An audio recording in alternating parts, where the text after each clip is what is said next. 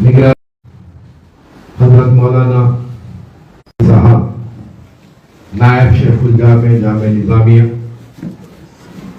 مولانا سید عبد القادر قادری وحید پاشا صاحب، مولانا باقر صدیقی صاحب، مولانا سید غلام قادر قطب حسینی قادری صاحب، مولانا عامر شرفی صاحب، سریش ساگر صاحب، جناب سکندر ماشفی صاحب، جناب رحمت بابا بندہ ناظری صاحب، ایم اے نجیب صاحب، سید حسین محمد قادری صاحب، دیگر شرکائے محفل، حضرات اکرام، آج کا جو اجلاس طلب کیا گیا ہے، جس کی نگرانی ایک ایسی باوقار شخصیت جو نہ صرف عالم ہے بلکہ باعمل عالم ہے، میری مراد حضرت سیف اللہ نظامی صاحب سے ہے۔ آپ نے جب جب قوم اور اپنے ملک کو ضرورت پڑی، آپ ان مسائل میں الحمدللہ آگے رہے اور قوم کی رہبری و رہنمائی فرمائی۔ آج آپ نائب شیخ الجامع نظامیہ کے عہدے پر فائز ہے۔ اللہ تعالی حضرت سے اور دین حنیف کی خدمت لے اور حضرت کی عمر دراز فرمائے۔ اللہ تعالیٰ جو ہے حضرت کا سایہ ہم سب پر تا دیر سلامت رکھے۔ حضرات اکرام، کامن سول کوڈ جو ایک زمانے سے یہ شوشہ کہے یا فتنہ کہے، جو کچھ بھی ہو، ہمارے اپنے بیچ میں ہے، لیکن یہاں پر دو باتیں میں آپ سے بڑے ہی واضح طور پہ عرض کرنا چاہتا ہوں۔ طلاق ثلاثہ کا جو مسئلہ تھا وہ الگ تھا، کامن سول کوڈ کا جو مسئلہ ہے وہ الگ ہے۔ طلاق ثلاثہ پر روک لگانے کی جو بات کی گئی تھی تو وہ راست طور پر مسلمانوں سے تھا، لیکن کامن سول کوڈ کا مسئلہ راست طور پر مسلمانوں سے نہیں ہے۔ ایز پر ریکارڈ 20 کروڑ مسلمان، 22 کروڑ مسلمان ہندوستان میں ہیں اور 144 کروڑ کی آبادی اس سارے ملک کی۔ تو جو کامن سول کوڈ جو نافذ ہوگا وہ 22 کروڑ پر نہیں ہوگا بلکہ 144 کروڑ پر ہوگا۔ یہ بات ہم کو سمجھنے کی ضرورت ہے۔ دیکھیں، ہم جو چیز اب تک دیکھتے آئے ہیں، سی اے اے کا جب احتجاج ہوا، جب تک کہ ہمارے سامنے فارمیٹ نہیں آیا، میں خود سی اے اے کے احتجاج میں 87 جلسے مخاطب کیا، لیکن جس وقت میرے سامنے فارمیٹ آیا تو مجھے پتا چلا کہ 1971 سے اگر آپ اپنی شہریت یہاں پر پروف کر دیں تو آپ کو سی اے لاگو نہیں ہو سکتا۔ لیکن احتجاج کی ہم وہ بلندی پر پہنچے کہ آج بھی ہزاروں نوجوان تہاڑ جیل میں محروس ہیں، جن کا کوئی پرسان حال نہیں ہے، جیل کی کالی کوٹریوں میں بند ہے۔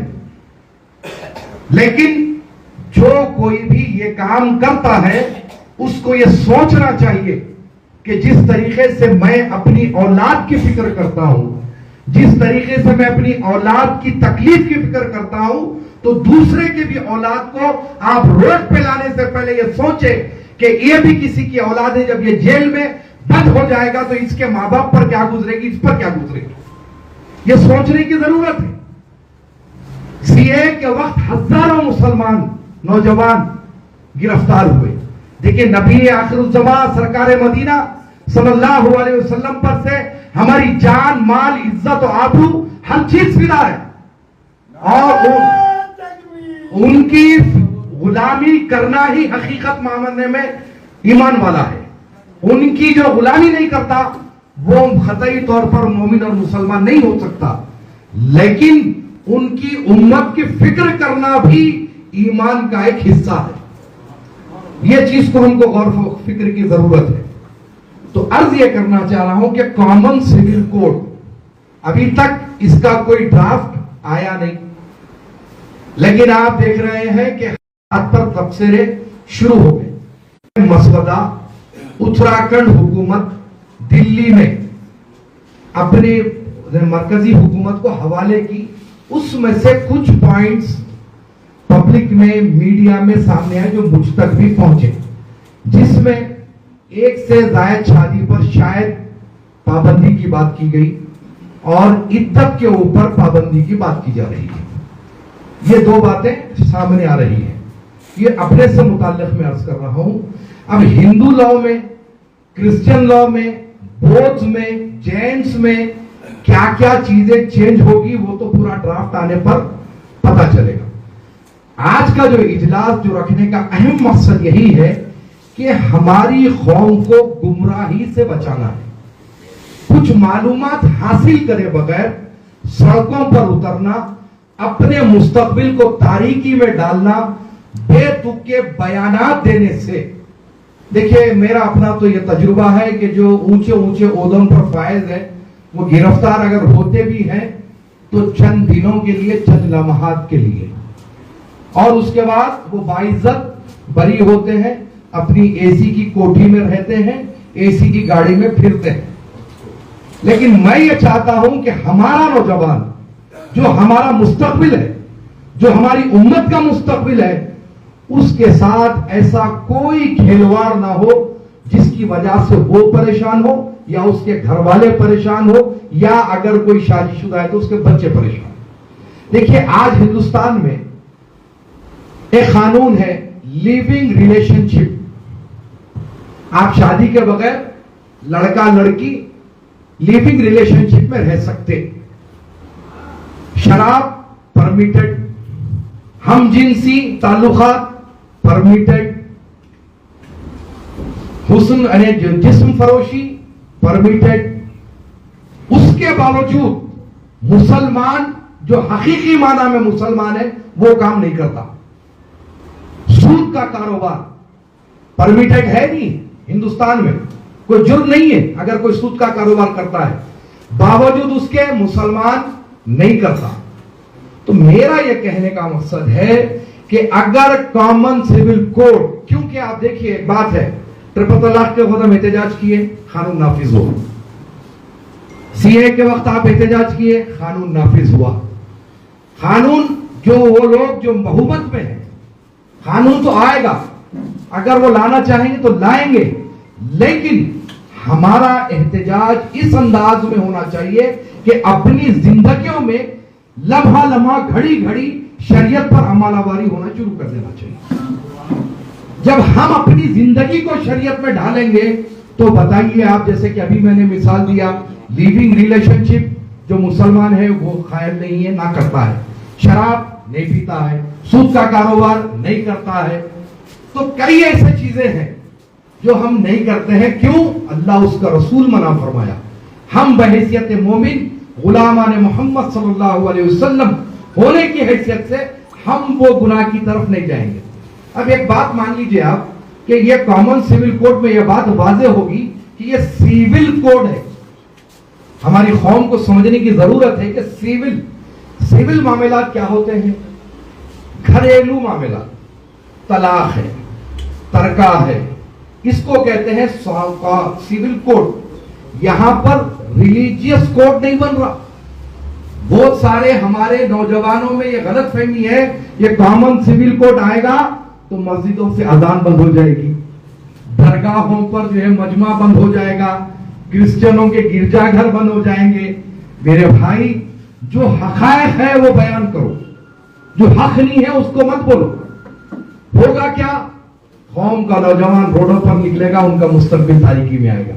تو سب سے پہلے میں آپ سے یہی گزارش کرنا چاہتا ہوں کہ اللہ نے جب آپ کو ذمہ داری دی ہے اپنی قوم کی تو آپ صحیح معنی میں اپنی ذمہ داری کو نبھائیے، جو حقائق ہے وہ بتائیے۔ اب ایک بات ہے عدت کی، ایک منٹ کے لیے مان لیجئے عدت کا قانون کامن سیول کوڈ میں برخاست کر دیا گیا۔ اب اگر اللہ نہ کرے کسی بہن کا طلاق ہو تو 3 مہینے 10 دن عدت، اگر اس کے شوہر کا انتقال ہو جائے تو 4 مہینے 10 دن عدت، یہ ہے۔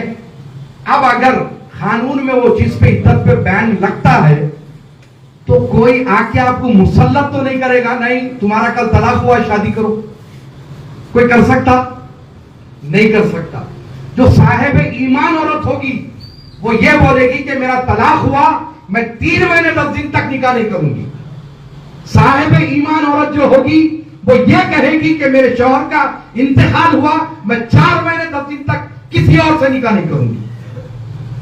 آج جو صاحب ایمان مرد ہے جو صاحب ایمان عورت ہے آج بھی شریعت پر قائم ہے, کل بھی رہے گی, اپنے مرتے دم تک شریعت پر قائم رہے گی. لیکن قانون کا جو نام لے کر بہت ساری خواتین ہیں. ٹرپل طلاق کے اوپر کون گئے تھے؟ کوئی ہندو خاتون گئی تھی؟ نہیں. ٹرپل طلاق کے اوپر بھی کورٹ سے رجوع ہونے والی نام نہاد مسلم خواتین تھی. تو کیا ہم ان کو صاحب ایمان مانیں گے؟ شریعت پہ چلنے والا مانیں گے؟ نہیں مان سکتے. تو میرا عرض یہ کرنا ہے کہ قانون کچھ بھی آئے لیکن آپ اپنی زندگیوں میں شریعت کو لائیے. آپ اپنی زندگی میں شریعت کا عملی نمونہ پیش کیجئے. کل میری نظر سے مفتی مکرم صاحب جو دلی کے ہیں, فتح پوری مسجد کے جو شاہی امام ہیں, ان کی بھی تقریر میری نظروں سے گزری. انہوں نے کہا کہ کامن سیول کوڈ کا مسلمانوں سے کوئی تعلق ہی نہیں ہے. تو 1-2 منٹ کے لیے میں بھی ذرا فکر مند ہوا کہ بھئی اتنی بڑی شخصیت جس کو سارا ملکوں میں آپ کی شخصیت کو جانا اور مانا جاتا ہے, وہ یہ کہہ رہے ہیں کہ مسلمانوں کا کوئی تعلق ہی نہیں ہے. جب ان کی میں پوری تقریر سنا تو میں یہ نتیجے پہ پہنچا کہ حقیقت تو یہ ہے کہ ہم اپنی اگر زندگی میں شریعت لائیں گے تو آج شراب کا اڈا کھلا ہوا ہے جو اہل ایمان نہیں جاتا, جمعے کے اڈے کھلے ہوئے ہیں نہیں جاتا, لیونگ ریلیشن شپ کو نہیں مانتا. اچھا اور ایک بات, اب یہ جو قانون آ رہا ہے اس میں ایک نقطہ بھی آ رہا ہے کہ لیونگ ریلیشن شپ جو وداؤٹ انفارمیشن اب تک کیا ہوتی تھی, اب یہ کامن سیول کوڈ میں یہ لاگو کیا جائے گا کہ لیونگ ریلیشن شپ میں آپ رہنا چاہتے ہیں تو آپ کو اپنے والدین کو مطلع کرنا پڑے گا. یہ بات شامل کی جا رہی ہے قانون میں کہ آپ جو چاہے جیسے چاہے نہیں رہ سکتا. اس میں اور ایک بات آ رہی ہے کہ مرد اور عورت کو دونوں کو طلاق کا حق دیا جائے گا. تو جب مجھ سے ایکسپرٹ سے کچھ لوگوں سے بات ہوئی تو بولا صاحب یہ بات آج آپ کر رہے ہیں, یہ بات تو اسلام پہلے کر چکا ہے. اسلام میں عورت کو خلا کا حق ہے, مرد کو طلاق کا حق ہے. اور مولانا کی موجودگی میں بات عرض کر رہا ہوں میں, اس سے پہلے ٹرپل طلاق کے وقت یہ بات ہوئی تھی کہ نکاح کے وقت اگر یہ بات کو واضح کر دیا جائے کہ لڑکی اگر طالب خلا ہو نکاح کے وقت اور اس کی زندگی میں اگر کچھ باتیں نہیں جمی تو مرد کی دستخط کی ضرورت نہیں رہے گی, خلا ہو جائے گا. جی حضرت یہ بات آئی تھی جی. تو آج جو بل میں لانے کی بات کی جا رہی ہے 1450 سال پہلے میرے سرکار مدینہ صلی اللہ علیہ وسلم نے مرد اور عورت کو دونوں کو طلاق اور خلا کا حق دیا. تو اس میں ہمارے لیے کیا نئی بات ہے؟ بتانا یہ مقصد ہے. جس طریقے سے پروپیگنڈا کیا جا رہا ہے کہ شریعت میں مداخلت, تو کوئی بھی ایمان والا ہو, میں ہوں, میرے دل میں اگر ایمان کی چنگاری ہے تو جیسے شریعت میں مداخلت کا نام آئے گا میں فوری سڑک پر اتر جاؤں گا. تو ہم یہ کہہ رہے ہیں کہ ڈرافٹ آنے دیجئے, اس کے بعد میں دیکھیں گے, علماء کی موجودگی میں اس کو رکھیں گے. اگر کچھ باتیں اعتراضات کی ہوگی تو میں نے مولانا وحید پاشا قادری صاحب سے بھی یہ بات عرض کی کہ ہم دلی جائیں گے, لا کمیشن میں اپنا موقف رکھیں گے اور اس میں ترمیم اور تبدیلی کی بات کریں گے. اور دلی کی سرزمین پر بھی جولائی کے مہینے میں سارے مذاہب کے لوگ کے نمائندے ایک اجلاس ہوگا اسی کامن سیول کوڈ پر, جو ہندوستان بھر سے مذہبی نمائندے آئیں گے, ہر مذہب کا نمائندہ آئے گا. کیوں؟ کیونکہ یہ مسئلہ خالی مسلمانوں کا نہیں ہے. لیکن حضرت میڈیا شریف جو ہے وہ بات کرے کیا کرتے, کامن سیول کوڈ بولتے ٹوپی والا برخے والی. میں بولا نیشنل میڈیا پر, بولا بھائی کامن سیول کوڈ کا مطلب مسلمان ہے کیا؟ آپ بات کریں کہ جو ہے ٹوپی والے کو داڑھی والے کو بتا رہی, برقع پوش خواتین کو بتا رہی. آپ یہ بولو کامن سیول کوڈ 144 کروڑ ہندوستانیوں کا مسئلہ ہے, اس کو مسلمانوں سے مت جوڑیے خالی. لیکن اس میں ہماری بھی غلطی ہے. ہم کیا کر رہے ہیں, بے دھکے بیانات جاری ہونا شروع ہو گئے. کامن سیول کوڈ آئے گا تو ایسا ہوگا. فاروق عبداللہ صاحب شاید کشمیر میں الیکشن آنے والے ہیں, اب بولے کامن سیول کوڈ آئے گا تو طوفان آ جائے گا. 370 हटा तो तूफान नहीं लाया, कॉमन सिविल कोड पर तूफान लाते। जो कश्मीर की जो आपकी उनके मुताबिक पहचान थी, 370 आपसे खींच लिए। जब कई को ले रहे भाई तूफान, आप कश्मीर में तो सब अमन चाह रहे, लेकिन हिंदुस्तान में पूरा भरम चाह रहे। ये चीज होने वाली नहीं है। ऐसे बयानात से, ऐसे जो कायदीन जो कौम को गुमराह करते हैं, इनसे बचिए।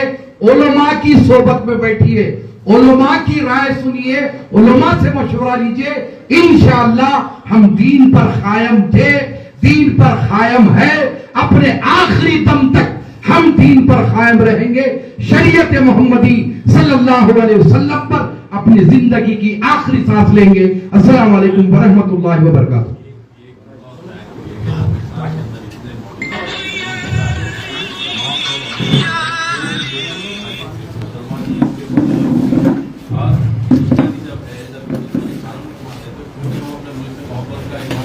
देखिए, आप मौलाना वहीद भाई साहब ने जिस तरह बात तवज्जो दिलाई, 144 करोड़ हिंदुस्तानियों पर यह कानून लागू होने वाला है। उस पर सिख है, बौद्ध है, ईसाई है और कई मजाहिब है, और हिंदुओं के पास तो कई जो तहजीबें हैं। कोई एहतजाज की बात नहीं करा, कोई जो है धरने की बात नहीं करा, लेकिन हम सरे फेरिस्त आ जाते हैं एहतजाज करने के लिए। तो इससे जो है ये मालूम होता है कि मुसलमान अपने मुल्क से मोहब्बत नहीं करते। क्यों नहीं करेंगे? मुसलमान से ज्यादा शायद ही इस धरती को कोई चाहता होगा। मुसलमान वो है जो इस सरजमीन पर 5 बार अल्लाह को सजदा करता है। अरे हमसे ज्यादा कौन चाहेगा? हम तो मर के भी ये जमीन छोड़ने वाले नहीं है। मरे बाद भी 2 गज जमीन पे हमारा ही कब्जा है, हम दफन होने वाले हैं। समझ रहे ना? तो मुसलमान इस मुल्क की मोहब्बत से वाकिफ था, वाकिफ है, मोहब्बत करता है, और अपनी कौम को भी इस बात की तलकीन करता है कि हुब्बुल वतनी अपने मजहब का एक हिस्सा है। अस्सलाम वालेकुम।